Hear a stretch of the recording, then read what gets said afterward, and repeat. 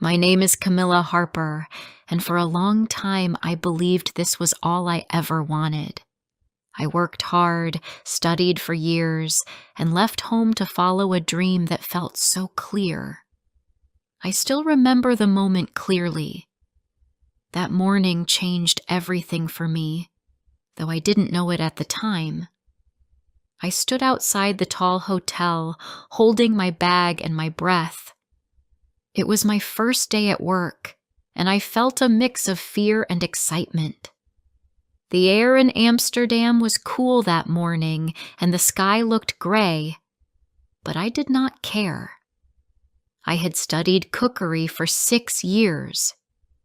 This job in this hotel was my dream. I had worked hard, passed every exam, and now I was ready to cook for real guests. I smiled as I walked through the glass doors. The kitchen was already full of noise. People were moving fast, carrying trays, cutting vegetables, boiling water. The head chef, a tall woman with sharp eyes, welcomed me with a quick nod and pointed me to my station. I was the junior cook. My job was to prepare vegetables, make sauces, and learn fast. I said hello to the others and put on my apron. Everything felt new, but I liked the speed, the smells, and the heat. It felt like home. My name is Camilla Harper. I came to Amsterdam from a small town in England. I left my family, my friends, and everything I knew to follow my dream. I wanted to be a chef in a big city, in a big hotel, cooking for important people. At least, that's what I thought I wanted. When I was in college, I used to imagine myself in a white coat, standing in a busy kitchen, shouting out orders, creating beautiful plates of food. And now, I was finally there. The first few weeks were hard. I made mistakes. I cut my finger once. I overcooked the potatoes another time. The head chef didn't shout, but she didn't smile either. She only looked at me for a second before moving on. At night I was tired. My legs hurt. My hands were red from washing and chopping all day. But every morning, I woke up early, ready to go again. I wanted to learn. I wanted to prove that I could do it. One evening, after work, I sat in my small room. I was too tired to cook, so I made a sandwich and looked out of the window. The city lights were beautiful. Trams passed below, and people walked fast, holding umbrellas. I watched them and felt a strange feeling in my chest. I missed home. I missed my mother's tea, my little brother's loud laugh, and the quiet kitchen at home. But I told myself this was part of growing up. Everyone feels lonely sometimes. I would get used to it. Days turned into weeks. Weeks became months. I got faster in the kitchen. The head chef started trusting me with more tasks. I was allowed to help with the meat dishes. One day, she even let me decorate the dessert plate. I was proud. I took a photo and sent it to my family. They were happy for me, but I could feel that they also missed me. My mother said, "Come home soon," but I smiled and said, "Not yet." The kitchen became my world. I worked 6 days a week. I didn't have many friends in the city.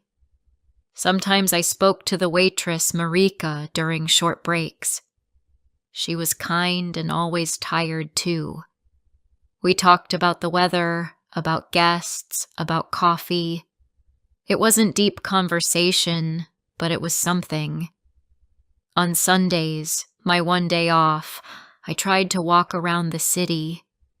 I visited markets, bought bread, watched boats in the canals. But I always felt like a visitor. I didn't feel like I belonged. One Sunday, it rained all day. I stayed in and cleaned my room. I found my old recipe book from college. I opened it and saw my handwriting, my notes, my drawings, my small dreams. There was a recipe I had written during my second year. It was called Mum's Chicken Soup. I smiled and felt a soft pain in my chest. That night, I cooked it in my small kitchen. The smell filled the room and reminded me of home. I sat down and ate slowly. I didn't cry, but my heart felt heavy. Things changed at work in the 3rd month. A new cook arrived. His name was Thomas. He was older than me and more experienced. He had worked in France, Germany, and Spain. He moved like he knew everything. At first, I felt small next to him.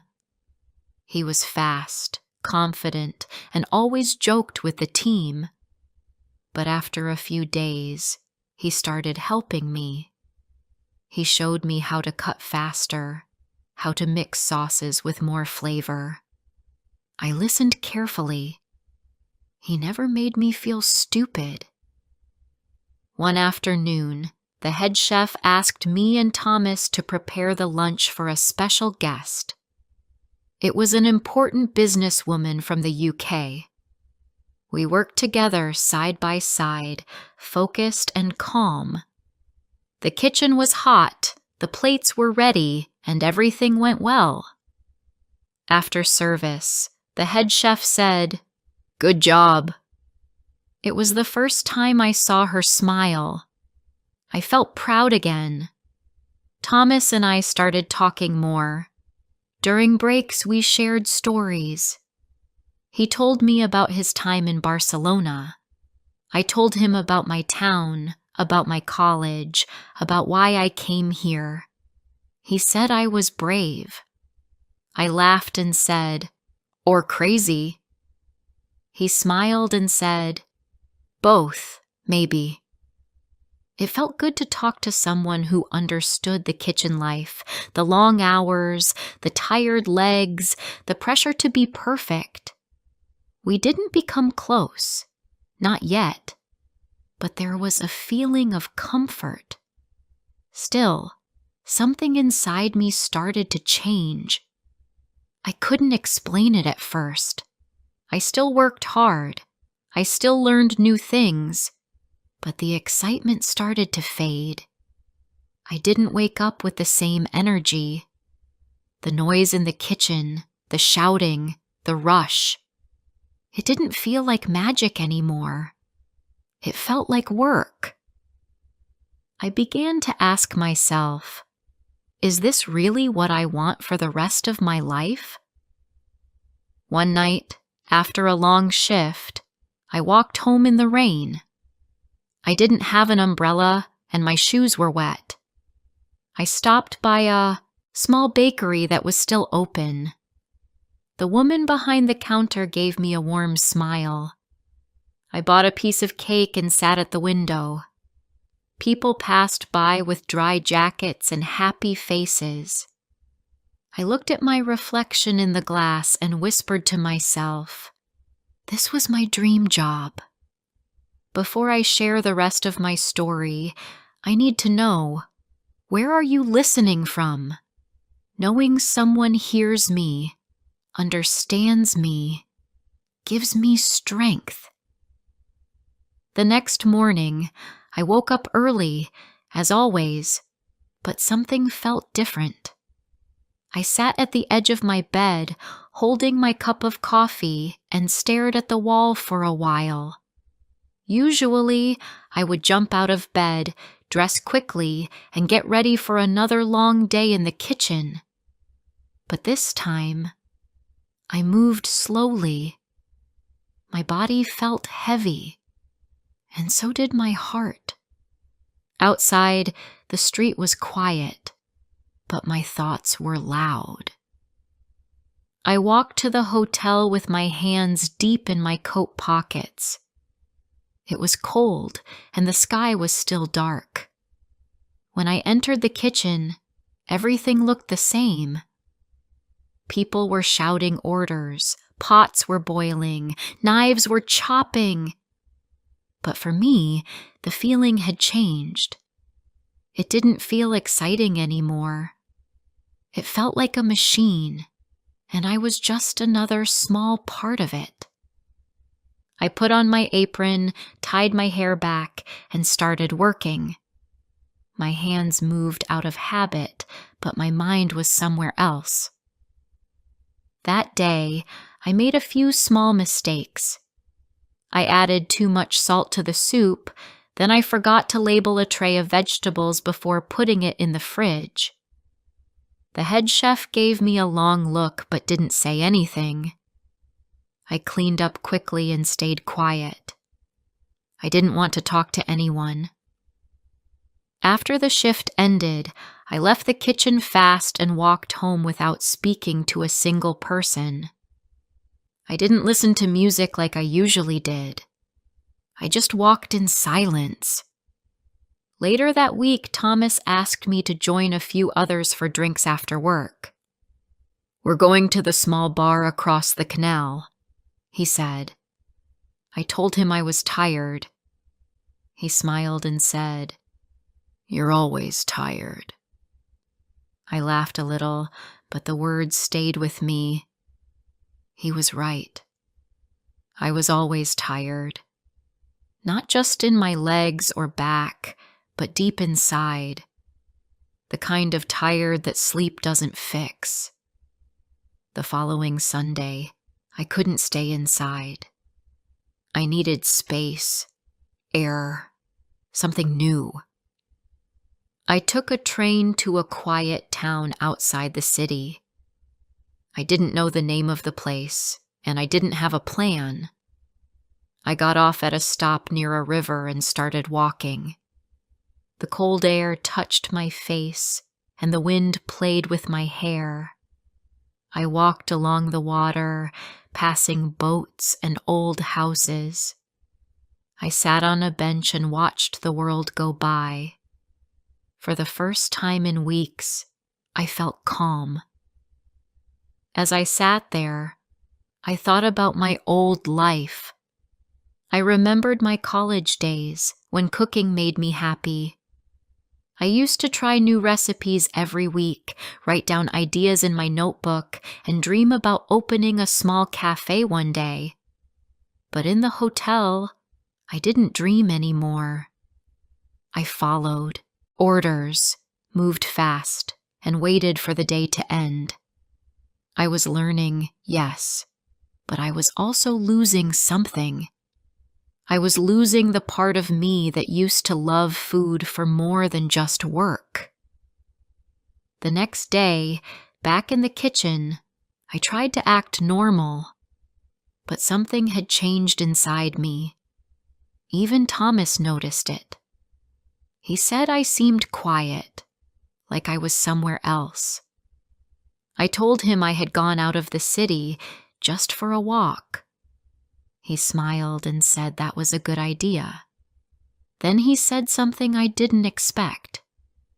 "You don't have to prove anything to anyone, you know." I looked at him. His voice was soft. "You're allowed to want something different," he added. I didn't answer, but his words stayed with me all day. That evening, I opened my old recipe book again. It was filled with drawings, notes, and old dreams. One page caught my eye. It was titled "Warm Place Soup." I had written that during my second year of college. The recipe was simple, made with carrots, onions, a bit of ginger, and a lot of love. I had written a small note under the title. It said, "For the days you feel cold inside." I smiled and closed the book. 2 days later, something unexpected happened. The head chef asked me to prepare the special dish for next week's menu. It was a big opportunity. Usually, only senior chefs got to do that. She said she had noticed my growth and wanted to see my creativity. I nodded and said thank you, but inside I didn't feel excited. I felt nervous, even sad. This was supposed to be the kind of moment I had dreamed of, but I couldn't feel it. That night I couldn't sleep. I kept thinking, why am I not happy about this? I got out of bed, made some tea, and sat by the window. Outside, the city was quiet.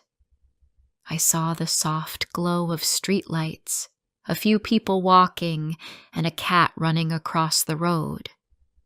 I thought about my family, my mother's kitchen, my brother's jokes, the smell of baked bread in our home. I missed it more than ever. The next morning, I called the head chef and said I needed time off. She didn't ask many questions. She just said, "Take the time you need." I packed a small bag and left the city again. This time, I stayed in a little guest house by the sea. It was quiet, warm, and full of light. I walked on the beach, read books, and even cooked for myself. I didn't follow recipes.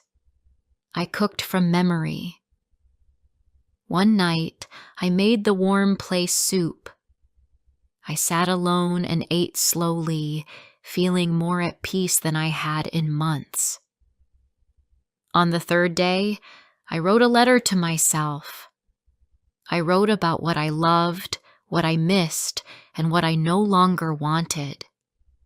I wrote that cooking didn't have to mean pressure, speed, or noise. It could mean comfort, connection, and joy. I didn't want to work in a hotel kitchen anymore. I didn't want to spend years chasing someone else's idea of success. I wanted something simpler, something that felt like me. When I returned to Amsterdam, I went straight to the hotel. I found the head chef and thanked her. I told her I was leaving. She didn't seem surprised. She just said, "Good luck, Camila." I changed out of my uniform, walked through the kitchen one last time, and stepped outside. The air felt fresh. The sky was blue. And for the first time in a long while, I smiled without effort. Thomas was waiting outside. He had guessed what I was going to do. "So, what now?" he asked. I looked at him and said, "I don't know yet, but I'm sure I'll find it." He smiled and said, "I hope you do."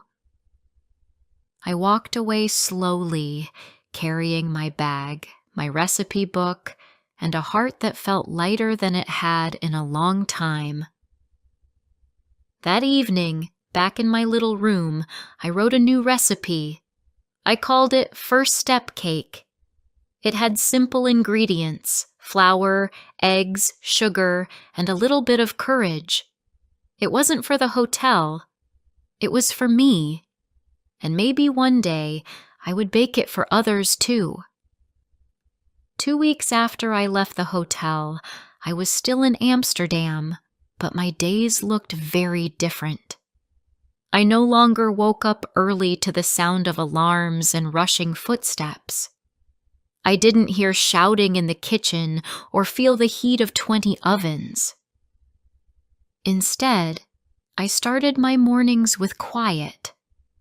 I made coffee, opened the window, and listened to the birds outside. I had no job, no schedule, and for the first time in years, no pressure. At first, it felt strange. I had spent so many years moving fast, always working toward the next goal. Without that, I didn't know what to do with my time. I tried reading, going for long walks, and writing in my notebook. I cooked simple meals just for myself. But even with peace and quiet, a part of me felt lost. I kept asking the same question over and over. What now? One afternoon, I walked into a small bookshop near my street. It was the kind of place I had passed 100 times before but never entered. Inside, it was warm and smelled of paper and old wood. I picked up a book about cooking from different cultures. On the last page, there was a quote: "Food is not just for eating. It is for sharing, remembering, and healing." I read it twice. Then I sat down and read it again. It touched something inside me. That night I couldn't sleep. My thoughts were busy. I sat with my recipe book, flipping through the pages.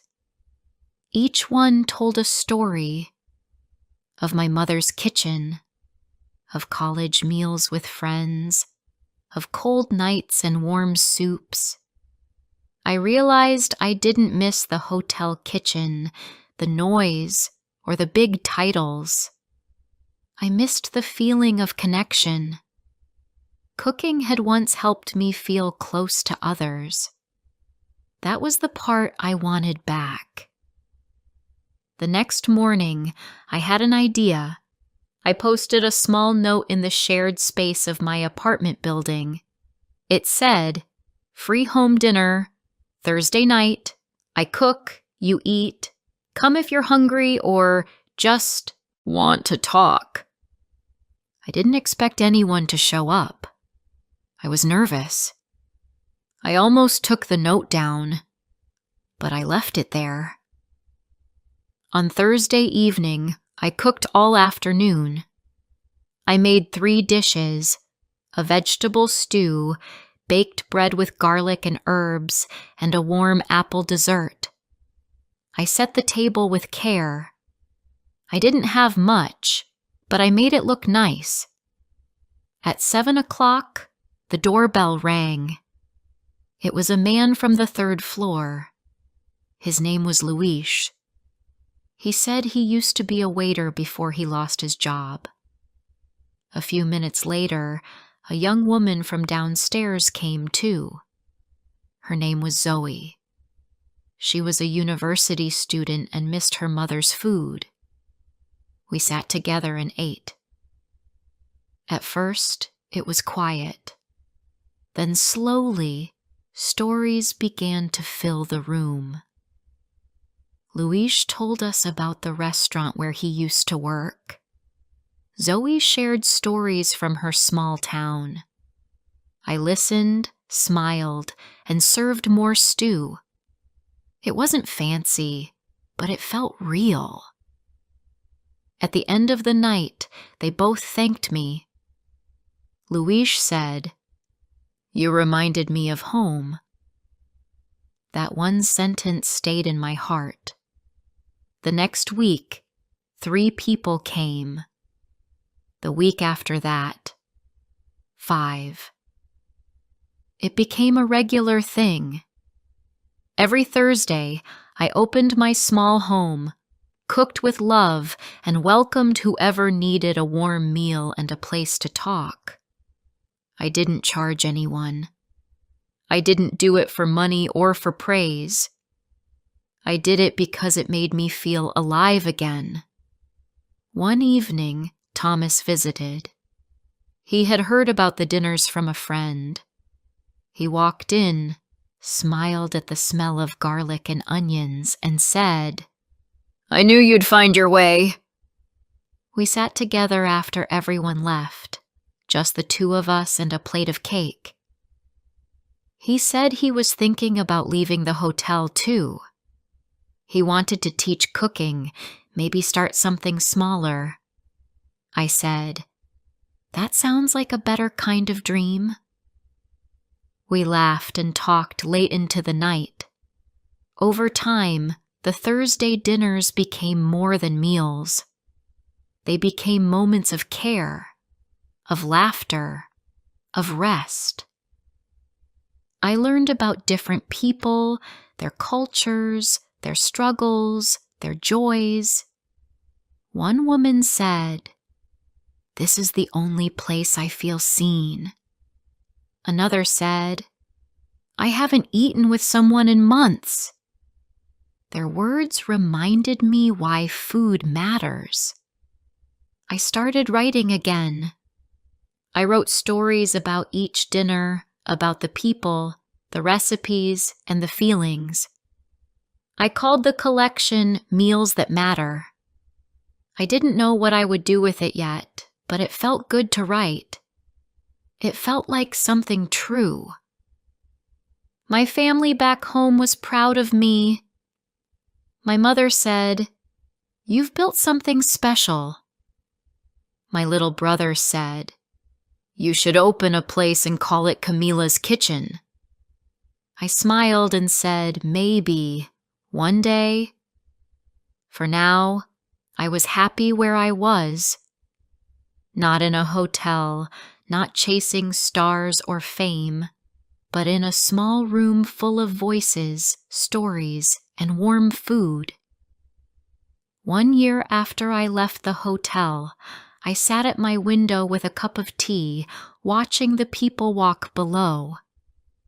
The city still moved fast, but I didn't have to. I had created a small corner of peace. I had found a way to use my gift without losing myself. And I knew, deep in my heart, that this was still a dream, just not the one I had expected. Sometimes people ask me if I miss the hotel. I say no. I don't miss the noise or the long hours. I miss some of the people, yes, and the lessons I learned. But I don't miss who I was back then. I was chasing something I didn't understand.